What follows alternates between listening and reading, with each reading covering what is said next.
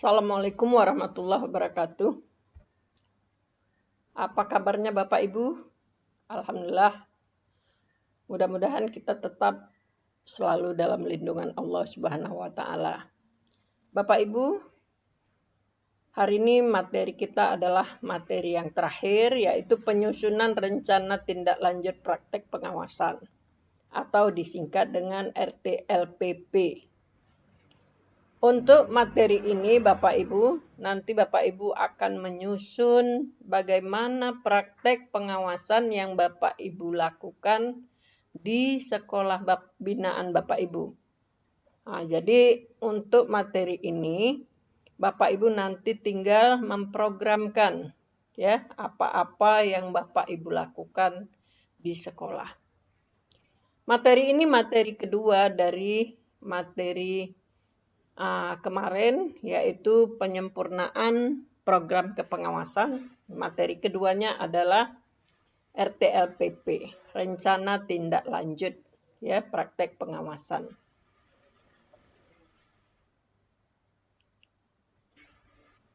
Jadi Bapak Ibu, untuk membuat jadwal RTLPP Bapak Ibu bisa lihat di sini ya.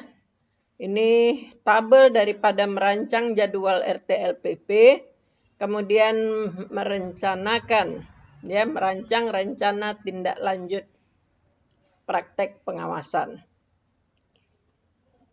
Bapak Ibu nanti Bapak Ibu buat dalam format RTLPP seperti ini ya.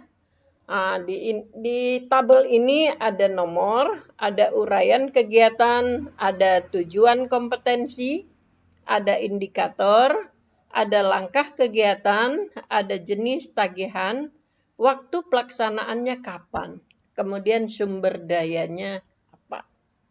Ya, jadi nanti Bapak Ibu untuk nomor 1 diurutkan. 1, 2, 3 ya, apa yang Bapak Ibu lakukan.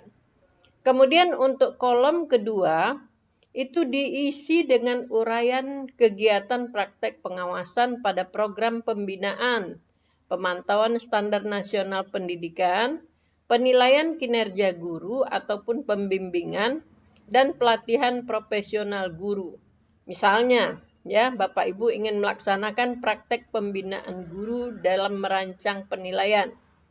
Nah, jadi itu diisi di kolom kedua. Melaksanakan praktek penilaian kinerja guru. Jadi praktek pembinaan guru itu nanti berapa kali Bapak Ibu buat di kolom kedua. Ya, kemudian melaksanakan praktek penilaian kinerja guru. Ya, itu di kolom kedua juga.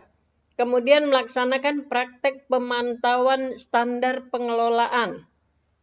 Ya, kemudian melaksanakan praktek pembimbingan dan pelatihan guru dalam membuat soal HOT. Nah, itu contoh, semua Bapak Ibu masukkan di kolom kedua. Kemudian kolom ketiga ya diisi dengan tujuan. Ya, tujuan berupa uraian kompetensi yang hendak dicapai, baik itu pengetahuan, keterampilan dan sikap bila memungkinkan. Ya, setelah peserta diklat atau calon pengawas atau pengawas Bapak Ibu melaksanakan praktek kegiatan. Jadi setelah Bapak Ibu melakukan praktek kegiatan baru diisi di kolom ketiga. Kemudian kolom keempat itu diisi dengan indikator keberhasilan. Ya, setelah Bapak Ibu lakukan, isi dia. Nah, indikator keberhasilan berapa persen dari yang Bapak Ibu lakukan itu tercapai. Itu diisi ya. Nah, di kolom keempat.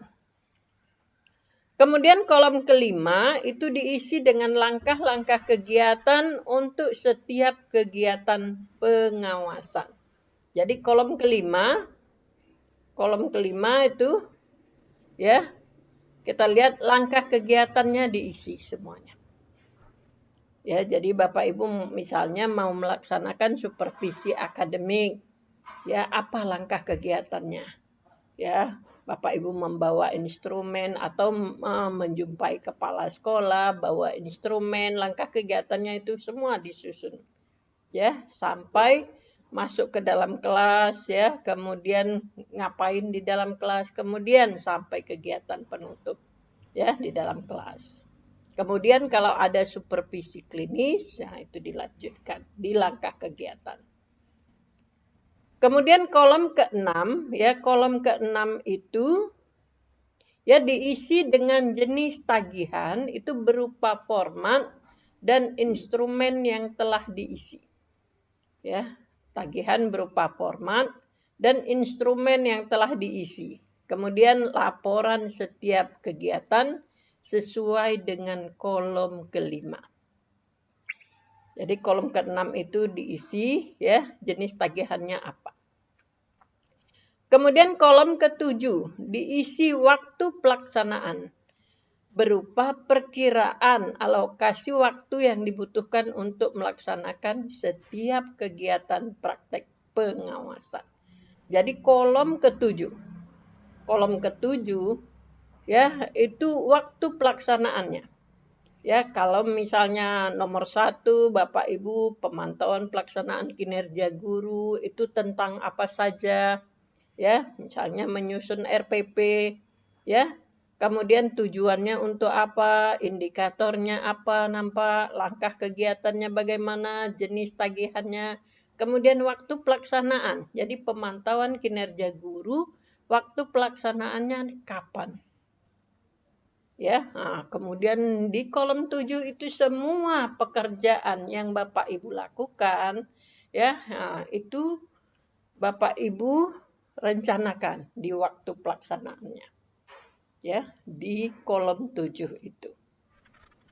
Kemudian kolom 8 itu diisi dengan sumber daya. Ya, sumber daya itu meliputi sumber daya manusia, sarana prasaranakah, sumber daya lain yang mendukung pelaksanaan kegiatan praktek pengawasan. Jadi kolom 8 diisi dengan sumber daya. Ya, jadi sumber dayanya apa? Apakah guru, apakah kepala sekolah, ataukah Bapak Ibu ketika meninjau sarana prasarana, ya dibuktikan dengan ya sarana prasarana dan sumber daya yang lain. Kemudian ini penyajian hasil, kalau kita di classroom kita bisa melakukan seperti ini, tapi karena kita melalui daring, maka ini Bapak Ibu hanya melakukan sendiri dan Bapak Ibu lakukan ya bisa berkonsultasi dengan teman-teman yang lain kalau tidak paham mengenai ini. Kemudian penguatan ya calon pengawas sekolah ya wajib menyusun ini untuk calon pengawas sekolah, tapi karena Bapak Ibu sudah pengawas sekolah, jadi ini juga tugas ya kewajiban dari Bapak Ibu untuk menyusun rencana tindak lanjut praktek pengawasan. Ini akan diimplementasikan pada sekolah binaan, baik kepada guru maupun kepala sekolah. Itu meliputi penyusunan penyempurnaan program pengawasan dan program pembimbingan dan pelatihan profesional. Yang B, praktek pembinaan guru. Yang C, praktek pemantauan implementasi 8 Standar Nasional Pendidikan atau SNP. Yang D, praktek penilaian kinerja guru, PKG, dan penilaian kinerja kepala sekolah. Calon pengawas sekolah ya atau Bapak Ibu pengawas wajib menyusun rencana tindak lanjut praktek pengawasan yang akan Bapak Ibu implementasikan pada sekolah binaan baik kepada guru maupun kepada kepala sekolah.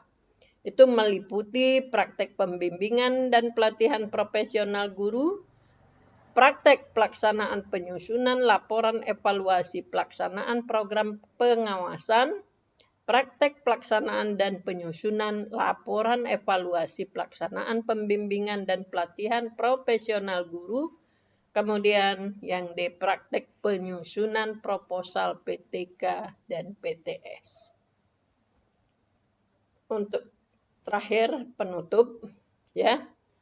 Setelah mengikuti kegiatan belajar pada materi diklat RTLPP ya, peserta menuliskan 2 atau 3 hal yang paling penting yang Bapak Ibu pelajari setelah mengikuti sesi ini.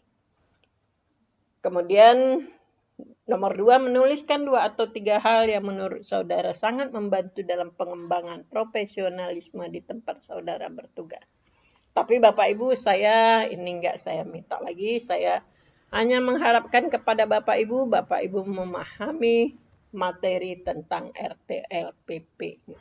Jadi Bapak Ibu, yang perlu Bapak Ibu laporkan adalah mengenai ya format daripada RTLPP ini. Ya, jadi semua pekerjaan Bapak Ibu mulai dari pemantauan kinerja guru, ya, pelaksanaan kinerja guru, pembinaan kepala sekolah ya, semua Bapak Ibu laporkan di RTLPP ini. Buat jadwalnya, buat matriknya. Ya, nah, seperti yang tertera pada kolom yang di sini ya, slide ketiga ini. Jadi Bapak Ibu buat kapan dilaksanakan ini semuanya ya, misalnya ya, lihat di kanan koordinasi dengan pengajar ya. Jadi masalah OJT 2, OJT 1 itu enggak usah Bapak Ibu ikutkan, tapi koordinasi dengan pengajar, kepala sekolah dan guru kapan Bapak Ibu lakukan. Nah, ini dibuat dalam bentuk grafik seperti yang tabel sebelah kiri yang di tengah.